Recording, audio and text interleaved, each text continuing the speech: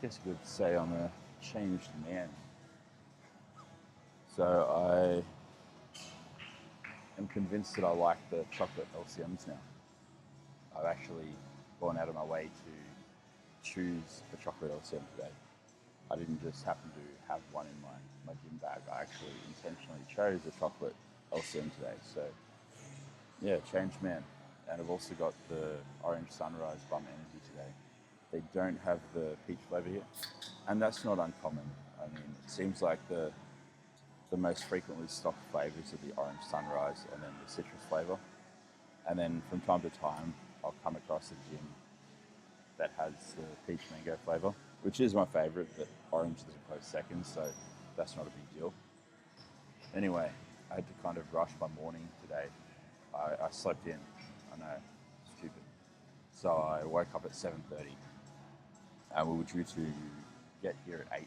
We had to, oh, no, not get here at 8:30. Leave home at 8:30. Get here at about 9 a.m.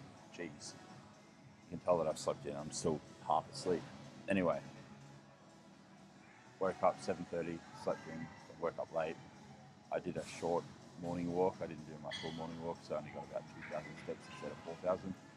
Then I came home, had a shower, got dressed for the gym, obviously packed everything, made breakfast, and I had about 5 to 10 minutes to smash breakfast. So got a little bit of indigestion, but it's not too bad. And I had a full half hour, 40 minutes to kind of sit in the car on the way here to digest the food, digest the meal. So it's pretty good, and I'm pretty much ready to go. It's legs today, so I definitely don't want to be going into the session feeling really bloated, and thankfully I don't.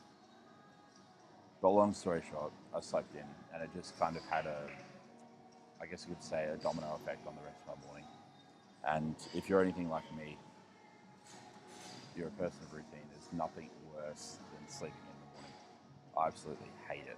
I absolutely loathe it. But at the end of the day, you've just got to kind of, I guess, improvise and adapt to the conditions. Sometimes shit hits the fan, you're going to sleep in, or sometimes you're going to, I don't know, have some sort of niggle or injury that you have to work around, or you wake up with a stiff neck, or for whatever reason you can't get to the gym one day, like maybe you get a flat tire. And you just got to figure out how to, I guess, navigate around that obstacle at that point in time. And life is full of obstacles, so it's not a matter of, I guess, hoping for a time or wishing for a time to come where you're not going to have any problems, but rather just hope that you can come up with a contingency plan. Right? There's a saying that goes, don't wish for an easier life, wish for, can't remember the saying how it goes, but it's basically don't wish for life to be easier, wish for yourself to be harder and more prepared to basically tackle life's challenges head on. You don't want to be hoping or sitting on your hands waiting for life to kind of come around and treat you right. You've just got to kind of take what you want in life and go after it. So yeah, that's basically how my morning's gone. So less than ideal. I'm still here, starting the session a little bit later than I hoped to, but it's legs, and I mean, there's only so much you can really do for legs, right? So it's not like it's going to be difficult to keep the session short. I just choose one hamstring curl movement, one squatting movement, and then like a leg extension, maybe one other accessory. I don't have to do calves today. I can always just do calves tomorrow when I go in and do cardio. So I do like forearms and calves and abs before or after my cardio session. So if I need to skimp out on calves today to kind of condense the session and get out of here on time, because we do have a time limit here today. My fiance is meeting her sister for lunch, so we need to be home in 2 hours. So that leaves for a bit over an hour and 15 minutes to kind of train, which is plenty of time to get legs, don't get me wrong. And then basically go into the car and head on home. I'll eat these before I train. It's probably worth touching on too, my fiance. I keep saying my fiance. I don't know, it sounds weird if I say Michaela, because a lot of you guys probably don't know who she is, but my fiance, or Michaela for lack of a better term, told me that I should address this, and that is, do pre-workout snacks like LCMs actually help your session or contribute to at the performance in your session? And the answer is no. When you do a training session, guys, you're running on yesterday's fuel. That's why I always say to people, it matters not what you're doing today, but what you consistently do over time. Like all my clients who are aspiring to be athletes or high-level bodybuilders, like they need to understand that it's not what you do today, but what you rather do on a daily basis, repeatedly, on an ongoing basis. So, like, if your diet was absolute shit yesterday, your session's probably going to suffer today. Like, a pre-workout snack isn't going to fix anything. And in all honesty, it's not even going to contribute to your performance in the gym because glycogen takes over 24 hours to synthesize in the body. So if you're consuming a snack like this right before you train, your body's not even going to have it stored as energy until tomorrow. So it doesn't really make sense how this is going to help fuel your performance in the session. So the way I see this is there's more of an ergogenic effect or a SIBO effect even that might be beneficial. And it's just a way of getting in easy calories to hit your calorie target. If you've got a lot of calories to eat in a day and it's difficult or challenging to get them all in by having, say, 3 square meals a day or 4, then I don't like talking, I got food in my mouth. Then it would be wise to implement little snacks here and there throughout the day at convenient time points to help hit that total calorie goal. And something like this, low in volume, high glycemic, easy to digest, it's not going to interfere with your training performance.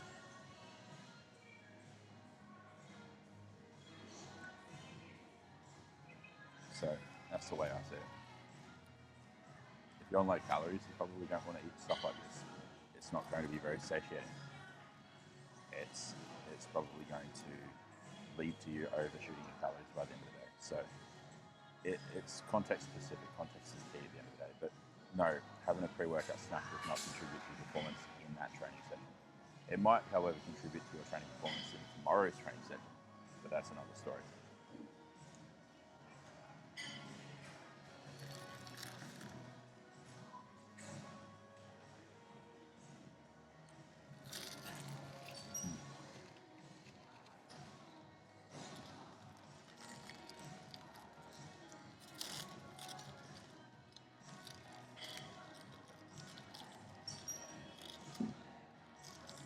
I might just cut the video clip here. You don't need to see me eating another LCM, even though there might be a few people out there who want to watch me do it.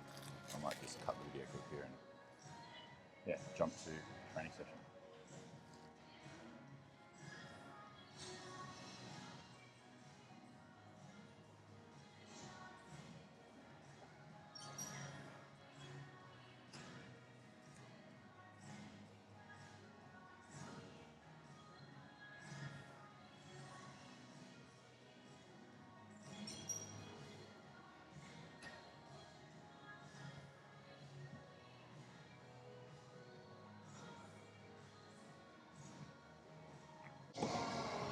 So this isn't out of order today. Last time I was at this gym, this machine was out of order. I think it needed some maintenance work done. So I'm going to give it a go, but I'm pretty sure I've expressed my feelings about techno gym equipment in the past. So I'm not a big fan of it. For the most part, a lot of it's trash, I'll be honest, and it's unfortunate that the majority of this gym is techno gym equipment. There's a lot of Panada pieces, which is fantastic. I mean, you've got a Panada vertical row there, which is awesome. You've got a Panada tricep extension machine over there, like an overhead tricep extension, the pin cable loaded version of the plate loaded one that I use at World Gym Ipswich. So there's some good kit here, kind of like scattered out between all of the techno gym trash, but yeah. Unfortunately, this is a techno gym seated leg curl, and I don't like this design because it's awkward as hell to get into. So I'm going to give this a crack. I'll do probably 2 working sets, maybe 3 if it's feeling not too awkward to get into, but if it's a big stuff around, then I'm just going to limit it to 2, and I might just do like 2 sets of lying hamstring curl later in the session to make up for the lack of hamstring curl volume. Alright, let's see how we go. Oh, yeah, that's... Oh. Alright.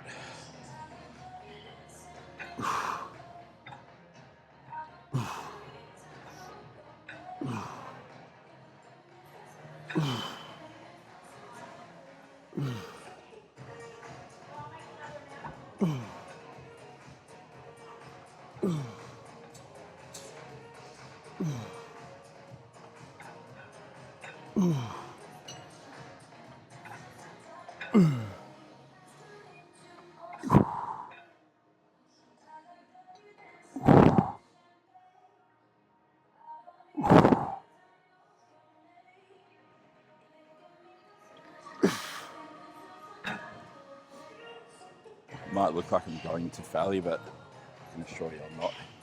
It's just incredibly painful. It feels like that's breaking your shins. So it's really limiting my ability to, I guess, exert the right amount of force. So the reps were slowing down a lot quicker than they would have. I reckon I probably, if I went to failure, I would have got about 20 reps on that. It's about 5 reps in reserve, which is pretty conservative if you ask me. So I'll rest a little bit. I'll do one more set of these. I'm definitely only doing 2. This is a pain in the ass to get in.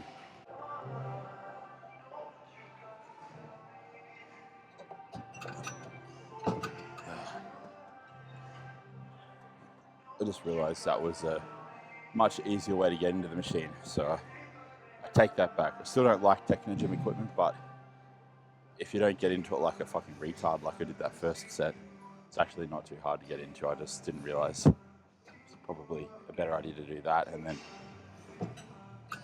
adjust it to the height that you want it after you put your legs in.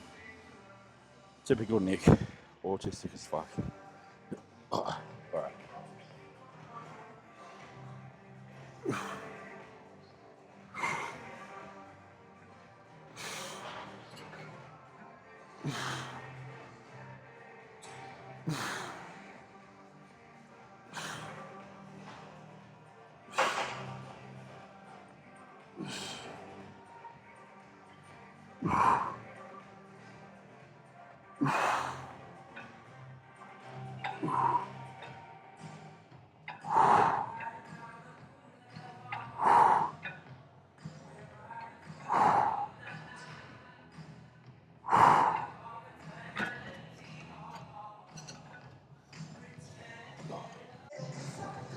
Time for the fanny pack to come off so it doesn't get in the way.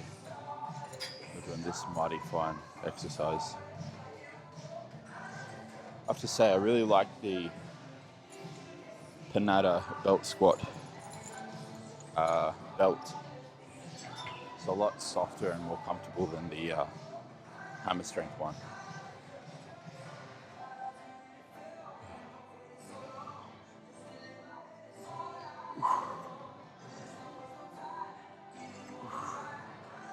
A little bit too glute dominant there.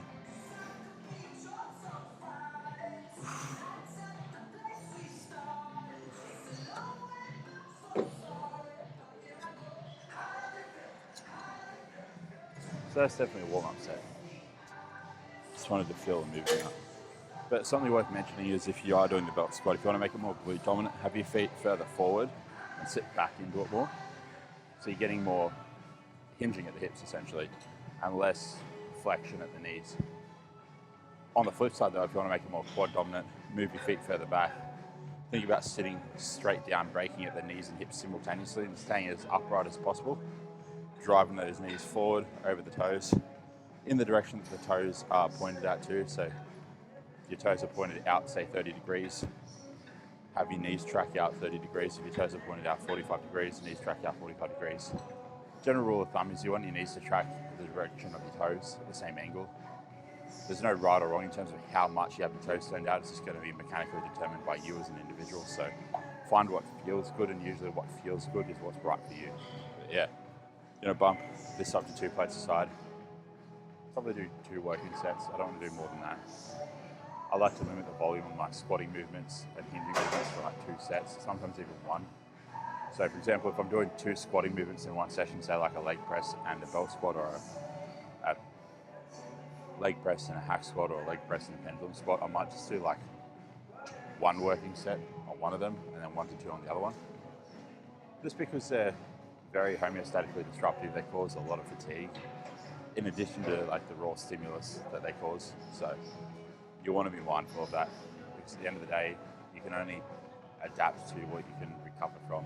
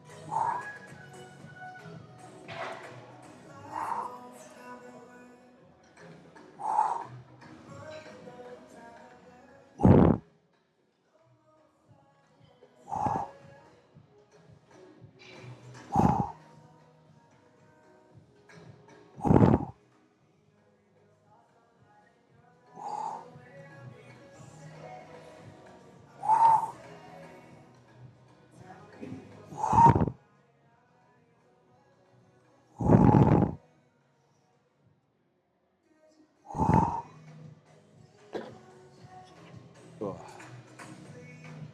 that was good. The belt with the belt squat at Ipswich, the hammer strength one, the actual belt's kind of like a real thick, what do you call it? Almost like a Kevlar material. It's really uncomfortable. And it's so firm that it kind of like digs into the crease of your hips. Whereas this one's like a very, very soft, like thin neoprene one, kind of like a wetsuit. It's way more comfortable. Way better. Now I was tempted to bump the weight up and do less reps, but cooler heads prevail.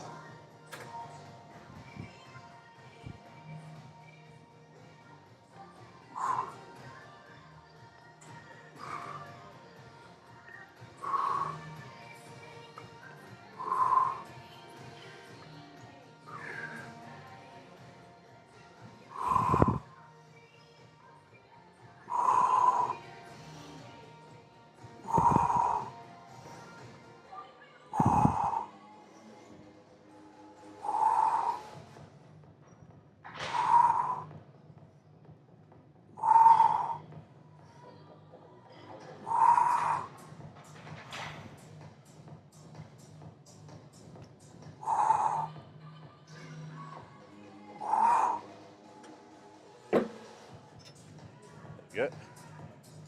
2 sets of 15. Done and done. So I just had to make a little bit of a pit stop over in the corner of the gym and mix up some EAAs with some water, because I'm starting to get a little bit thirsty. I am.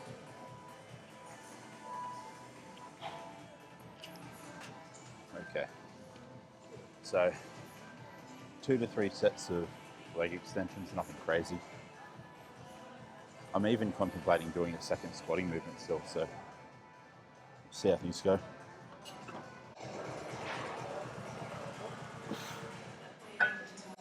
This needs to be adjusted. There we go.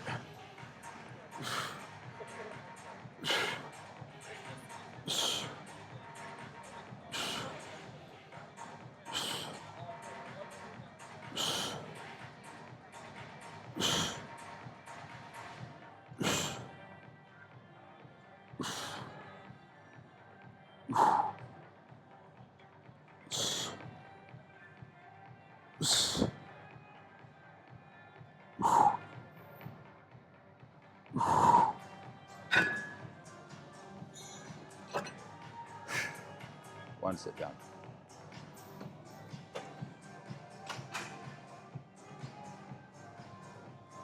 One set in. 1 to 2 sets to go, depending on whether you do 2 or 3 sets. Now, one thing that you want to make sure that you're doing, which is really important when doing leg extensions, is you want to use your upper body to isometrically pull yourself into the seat.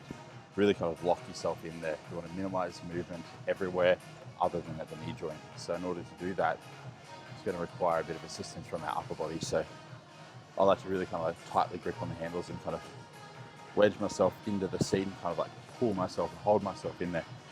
And while I'm doing that, I can fully focus on just contracting the quads to fully extend the knee under load and then control the eccentric down to that stretch position.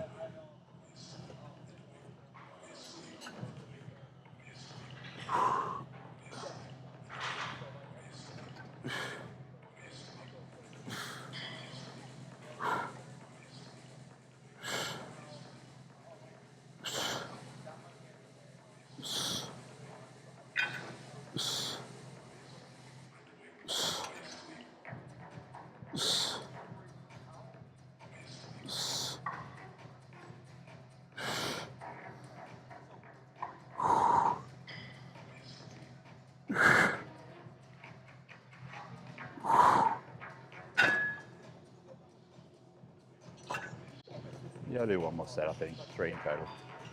Do 3 on this, 2 on the belt squat like I did before. That's 5 sets of quads. I can finish off maybe with 1 set of leg press. We'll see how I feel.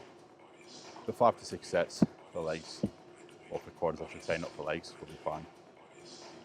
That's enough to maintain it, even for me, to grow a bit of tissue.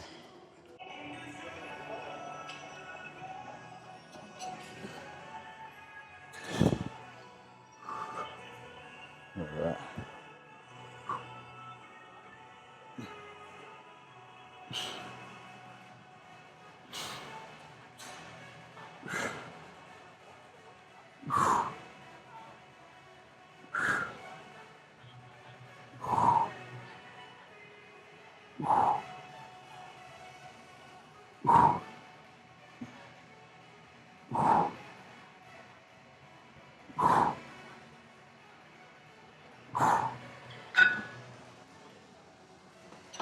That's enough.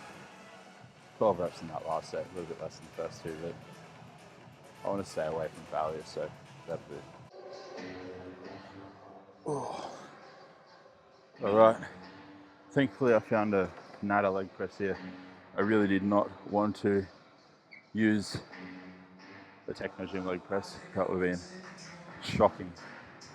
But this one is a Pinata leg press, and it seems pretty decent. I had a look at the adjustability on it. You can adjust the seat angle so you can make it more quad dominant by putting it all the way down, more hip dominant or glute dominant by putting the seat all the way up, changing the amount of, I guess you could say, knee flexion and hip flexion that's able to be achieved.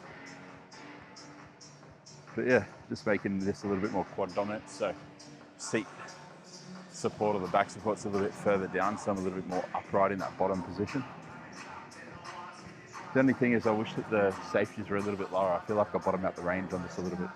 So I'm going to have to deliberately shorten the reps a little, which in my opinion isn't always the best thing to have to do when your goal is hypertrophy, but you've got to work within the limitations of equipment sometimes.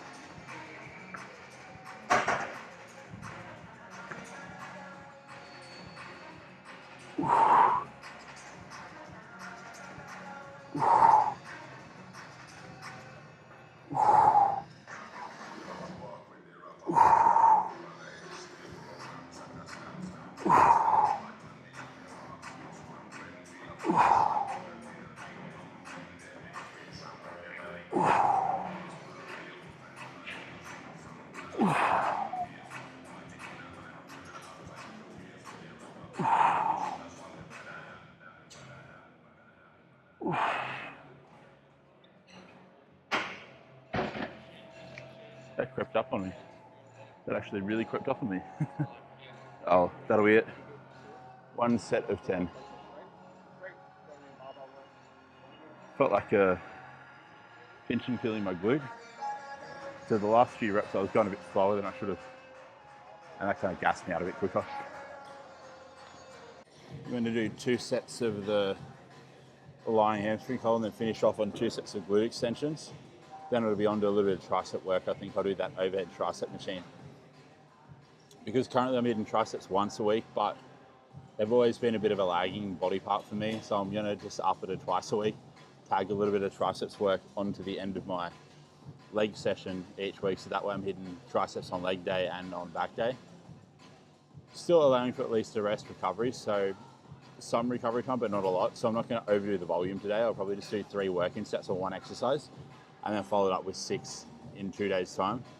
That'll give me a total of 9 sets a week for triceps, which is more than plenty of direct tricep work, given the indirect work that you get from presses as well when you train chest. So technically triceps are kind of getting work 3 times a week then, but indirectly once a week and directly twice a week.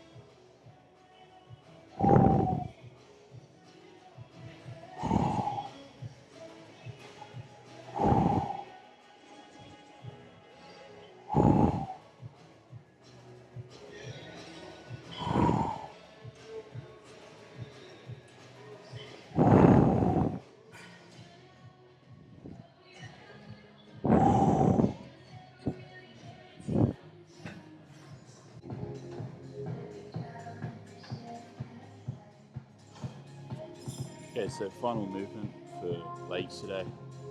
2 sets of the glute extensions. I'm not sure if I'm going to make this more glute or hamstring bias yet. I'll just see how I feel, because I do feel that slight kind of pinch in my glute on the leg press. So I might make it a little bit more hamstring bias today instead of glute bias like I normally do. So instead of having the knees slightly bent, I'll just keep the knees fully extended, and that'll just place a little bit more tension through the hamstrings and get them involved in the movement a little bit more. Which isn't going to detract from the glute involvement directly, but it'll indirectly detract from it, because the hamstrings will be contributing more to that myotatic stretch reflex out of the bottom of the movement.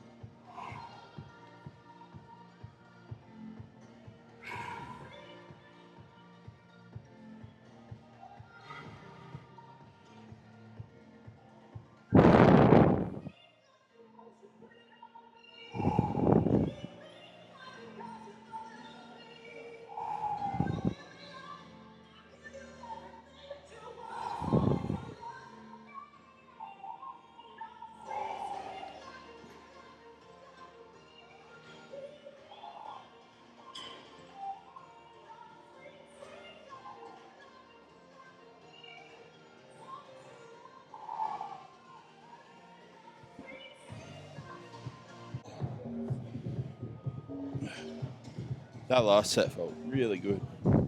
I forgot how nice hamstring bias glute extensions feel, or should say like hip extensions. It's not really a glute extension if you're hamstring biasing it, is it, right? Hamstring biased hip extensions, I'll call them that.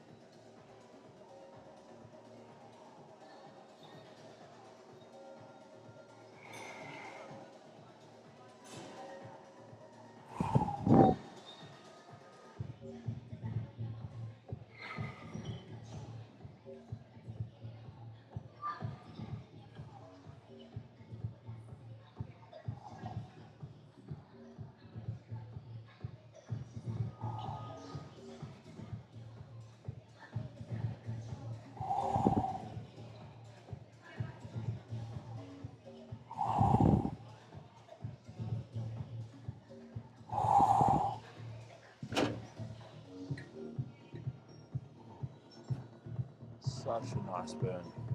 Tell you what, that feels so good.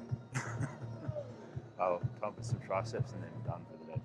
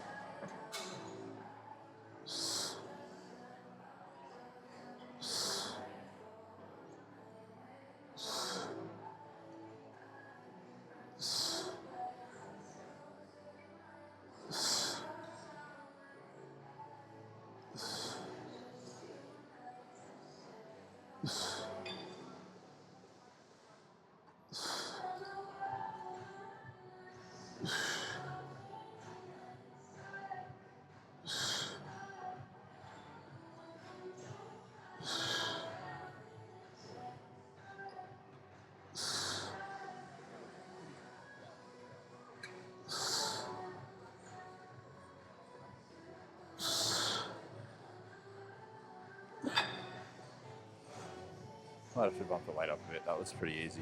20 reps, and I think I could just keep going.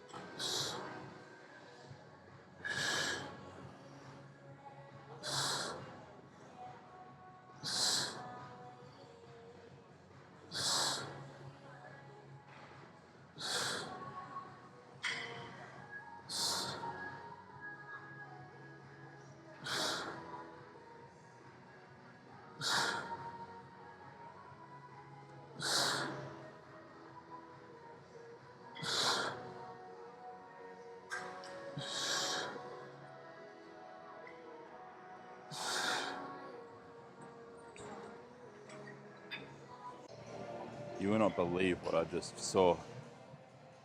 One peach mango can in there. Damn it. If I saw that before, I would have gotten that instead of the orange one out the front. Deceptive. Deceptive as fuck. Oh. Okay, so it's currently 3 p.m. It's about just over 3 hours post-workout. I still haven't eaten a post-workout meal, so this is actually my post-workout meal right now. Just a belated one. The usual kind of same thing as my pre-workout meal, the ground chicken breast, vegetables, some sauerkraut, and some, relish. Oh, always almost say salsa, but it's relish. And then just some rice cakes for some carbs.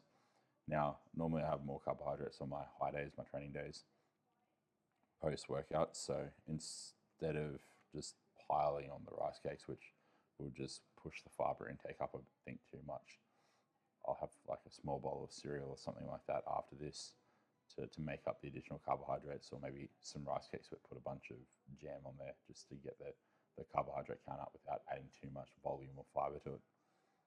Yeah, this will be my post-workout meal.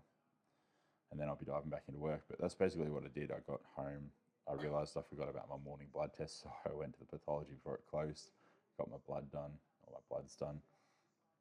That's just for the blood thinner I'm on. I have to get regular blood work to kind of maintain appropriate levels of the blood thinner in my system. So there's kind of this program that I'm part of, and they adjust my dosage based on my blood readings on a regular basis. So did that. Went to the grocery store while I was there because there was a few things that we were short on that I needed to stock up on, things like mushrooms, ground chicken breast, the usual stuff I eat on a regular basis. So did that, and by the time I did that, unpacked it all, got home, that sort of thing. It had been a few hours, so here we are, catching up, playing catch up on food. So this is meal number 2, which is pretty appalling given that it's 3 p.m. I've got a lot of work left for the day, and I've got a lot of food left for the day. So it's time to dive into that, eat this, watch a little bit of YouTube while I eat it. Then it'll be straight back into work. And once I finish the next block of work, I'll start diving into more food for the day, and then get some steps in too. I've actually got a few thousand steps left for the day to clock up as well. So it's going to be a busy day for me. Anyway, guys, I'll wrap it up here. Thanks for watching, and I'll see you in the next video.